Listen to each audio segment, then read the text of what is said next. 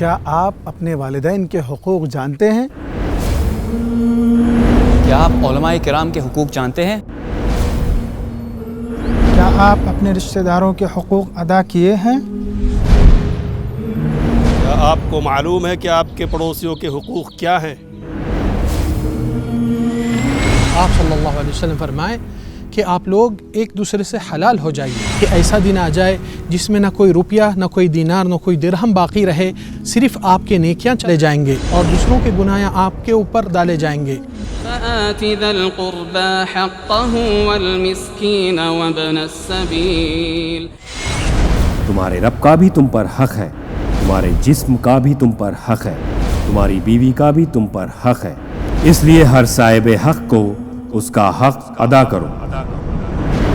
مختلف علماء کرام کے ساتھ جڑ جائیے، دیکھیے حقوق العباد۔